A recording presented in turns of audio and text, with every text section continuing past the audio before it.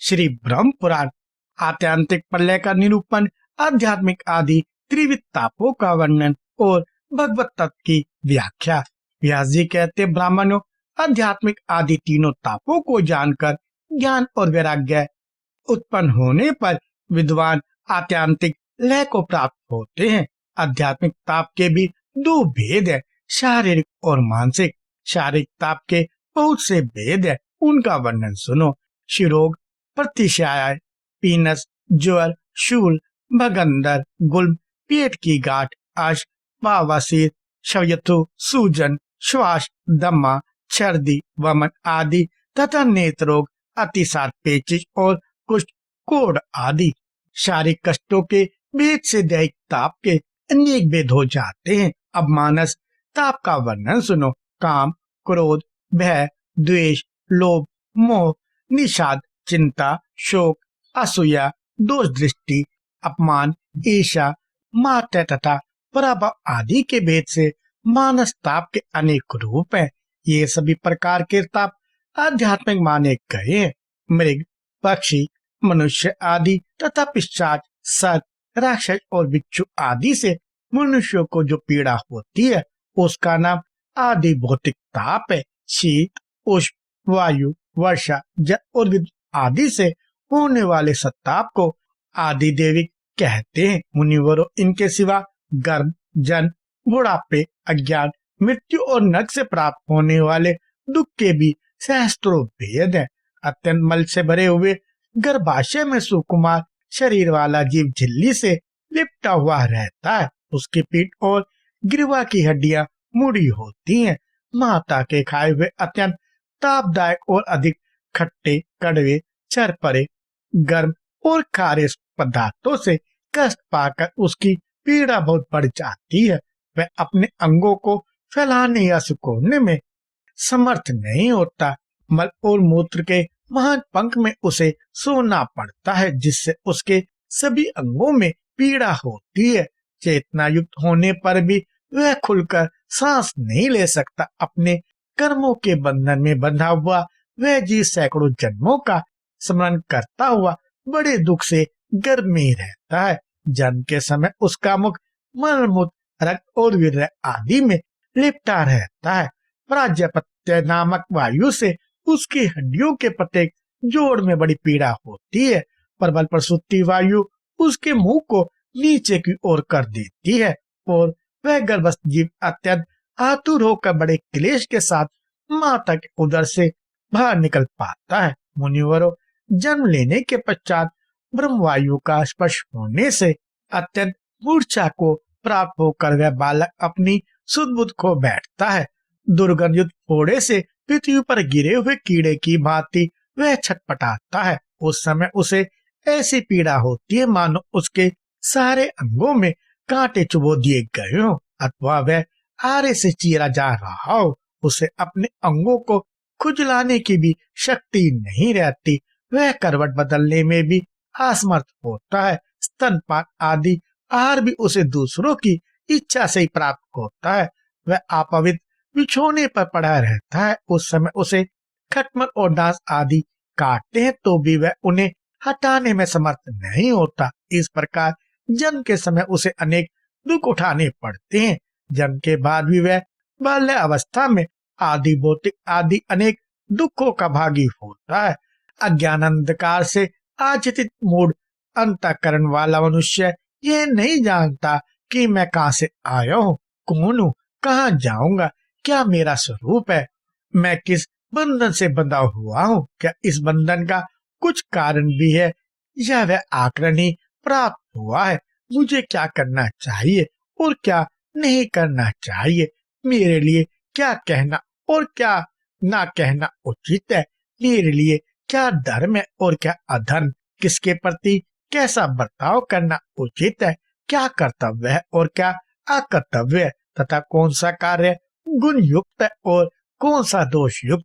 इस प्रकार पशु के समान मूढ़ तथा शिष्णोदप्रायण मनुष्यों को अज्ञान जनित महान दुख प्राप्त होते हैं।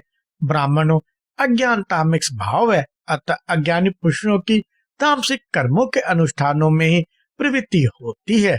इससे शास्त्रविद कर्मों का लोप हो जाता है। महर्षियों ने शास्त्रविद कर्मों के लोप का फल नरक बताया है, अतः अज्ञानी पुरुषों को इस लोक और परलोक में भारी दुख भोगना पड़ता है। वृद्ध अवस्था से शरीर के जर्जर हो जाने पर पुरुष का प्रत्येक अंग शिथिल हो जाता है, उसके दांत कमजोर होकर गिर जाते हैं, शरीर में झुर्रियां पड़ जाती हैं और सब और नस नाड़ियां दिखाई देने लगती हैं। नेत्रों की दूरस्थ वस्तुओं को देखने की शक्ति नष्ट हो जाती है, नेत्रों की पुतलियां गोलकों में समा जाती है, नासिका के छिद्रों में बहुत से रोए जमकर बाहर निकल आते हैं, शरीर कांपने लगता है, सब हड्डियां दिखाई देने लगती हैं, मेरुदंड झुक जाता है, जठांगनी मंद पड़ जाने के कारण उसका आहार कम हो जाता है, उससे कामकाज भी कम ही हो पाते हैं। घूमने फिरने उठने बैठने और सोने आदि की चेष्टा भी बड़ी कठिनाई से होती है, कानों और नेत्रों की शक्ति बंद पड़ जाती है, सदा लार बहते रहने से मुख मलिन हो जाता है, समस्त इंद्रियां काबू के बाहर हो जाती हैं, मनुष्य मृत्यु के निकट पहुंच जाता है, उसको उसी समय अनुभव किए हुए सभी पदार्थों की स्मृति नहीं रहती, एक बार भी कोई बात कहने में उसको बड़ा भारी परिश्रम होता है, वह दमे और खांसी आदि के कष्ट से रात भर जागता रहता है, वृद्ध पुरुष को दूसरा ही उठाता और दूसरा ही सुलाता है, उसे अपने सेवक पुत्र और स्त्री के द्वारा भी अपमानित होना पड़ता है, उसका समस्त शोचाचार नष्ट हो जाता है, फिर भी आहार विहार के लिए वह लालायित रहता है, उसके परिजन भी उसकी हंसी उड़ाते हैं, सभी बंधु बांधव उसकी ओर से विरक्त रहते हैं, अपनी युवावस्था की चेष्टाओं को वह इस प्रकार स्मरण करता है मानो वे दूसरे जन्म में अनुभव की हुई बातें हैं, उनके स्मरण से अत्यंत संतप्त होकर वह लंबी सांसें लेता है। इस प्रकार विद्या अवस्था में अनेक दुखों को भोग कर वह मृत्यु के समय जिन क्लेशों का अनुभव करता है उनका वर्णन सुनो। मृत्यु काल में मनुष्य का कंठ और हाथ पैर स्थिर हो जाते हैं, उसका शरीर कांपता रहता है, उसे बार बार मूर्छा होती है और कभी थोड़ी सी चेतना भी आ जाती है, उस समय वह अपने सुवर्ण धान्य पुत्र पत्नी सेवक और ग्रह आदि के लिए ममता से अत्यंत व्याकुल होकर सोचता है, हाय मेरे बिना इनकी कैसी दशा होगी। महाविदिन करने वाले मान रोग भयंकर आरे तथा यमराज के घोर बाणों की भांति उसके अस्थि बंधनों को काट डालते हैं, उसकी आंखों की पुतलियां घूमने लगती हैं और वह बारंबार हाथ पैर पटकता है, उसके तालु होठ और कंठ सूखने लगते हैं, गला गुरगुराता है, उदान वायु से पीड़ित होकर कंठ रुध जाता है। उस अवस्था में मनुष्य महान ताप भूख और प्यास से व्यतीत हो यमदूतों द्वारा दी हुई पीड़ा सहकर बड़े कष्ट से प्राण त्याग करता है, फिर क्लेश से ही उसे यातना देह की प्राप्ति होती है।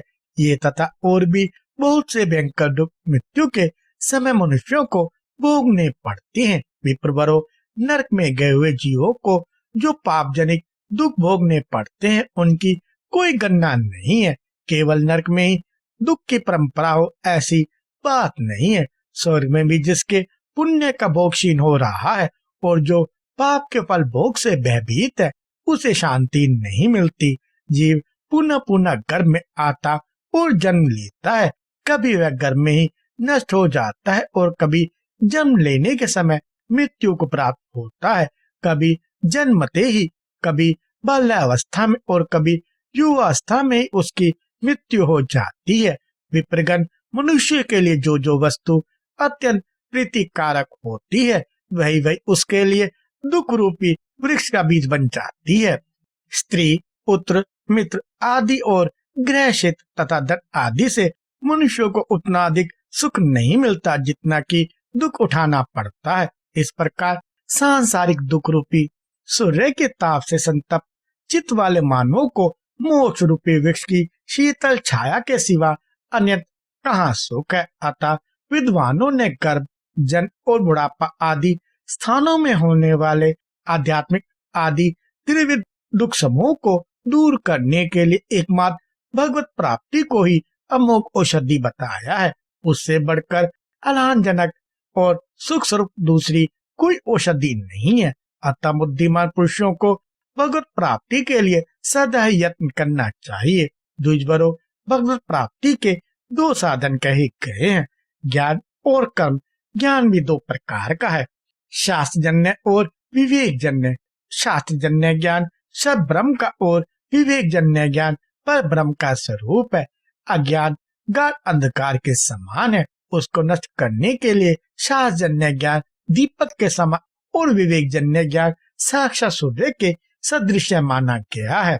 मुनिवरों, मुनि ने वेदांत का स्मरण करके इसके विषय में जो विचार प्रकट किया है उसे बताता हूँ, सुनो। ब्रह्म के दो स्वरूप जानने योग्य हैं, शब्द ब्रह्म और पर ब्रह्म। जो शब्द ब्रह्म में पारंगत है वह परम ब्रह्म को प्राप्त कर लेता है। अर्थवेद की श्रुति कहती कि परा और अपरा ये दो विद्याएं जानने योग्य हैं। परा विद्या से अक्षर ब्रह्म की प्राप्ति होती है तथा ऋग्वेद आदि शास्त्री अपरा विद्या है, वह जो अव्यक्त जरा अवस्था से रहित अचिंत्य अजन्मा अविनाशी अनिर्देश्य अरूप हस्तपाद आदि से रहित सर्वव्यापक नित्य सब भूतों का कारण तथा स्वयं कारण रहित है, जिससे संपूर्ण व्याप्य वस्तु व्याप्त है, जिसे ज्ञानी पुरुष ज्ञान दृष्टि से देखते हैं, वही पर ब्रह्म है और वही परम धाम है। मोक्ष की अभिलाषा रखने वाले पुरुषों को उसी का चिंतन करना चाहिए। वही भगवान विष्णु का वेद वाक्यों द्वारा प्रतिपादित परम पद है, जो संपूर्ण भूतों की उत्पत्ति, प्रलय, आगमन, गमन तथा विद्या और अविद्या को जानता है। उसी को भगवान कहना चाहिए। त्यागने योग्य त्रिविध गुण आदि को छोड़कर समग्र ज्ञान, समग्र शक्ति, समग्र बल, समग्र ऐश्वर्य, समग्र वीर्य और समग्र तेज ही भगवत शब्द के वाचार्थ है। इस दृष्टि से श्री विष्णु ही भगवान है। उन परमात्मा श्री हरि में संपूर्ण भूत निवास करते हैं तथा वे भी सर्वात्मा रूप से सब भूतों में स्थित है। अतः वे वासुदेव कहे गए हैं। पूर्व काल में महिषों के पूछने पर स्वयं प्रजापति ब्रह्मा ने अनंत भगवान वासुदेव के नाम की यह यथार्थ व्याख्या बतलाई थी। संपूर्ण जगत के दाता और विधाता भगवान श्री हरि संपूर्ण भूतों में वास करते हैं और संपूर्ण भूत उनमें वास करते हैं, इसलिए उनका नाम वासुदेव है। वे परमात्मा निर्गुण समस्त आवरणों से परे और सबके आत्मा है। संपूर्ण भूतों की प्रकृति तथा उनके गुण और दोषों की पहुंच से बाहर है। संपूर्ण भुवनों के बीच में जो कुछ भी स्थित है वह सब उनके द्वारा व्याप्त है। समस्त कल्याण में गुण उनके स्वरूप है। उन्होंने अपनी माया शक्ति के लेश मात्र से संपूर्ण प्राणियों की सृष्टि की है। वे अपनी इच्छा से मन के अनुरूप अनेक शरीर धारण करते हैं और उन्हीं के द्वारा संपूर्ण जगत के कल्याण का साधन होता है। वे तेज, बल और ऐश्वर्य के महान भंडार हैं। पराक्रम और शक्ति आदि गुणों की एकमात्र राशि हैं और पर से भी परे उन परमेश्वर में संपूर्ण क्लेश आदि का अभाव है। वे ईश्वरी, व्यष्टि और समिष्टि रूप है। वे अव्यक्त और व्यक्त स्वरूप है। सबके ईश्वर, सबके दृष्टा, सर्वज्ञ, सर्वशक्तिमान परमेश्वर नाम से प्रसिद्ध वे ही है, जिसके द्वारा दोष रहित, परम शुद्ध, निर्मल तथा एक रूप परमात्मा का ज्ञान, साक्षात्कार अथवा प्राप्ति होती है। वही ज्ञान है। जो इसके विपरीत है उसे अज्ञान बताया गया है। कृपया लाइक, शेयर और सब्सक्राइब करें।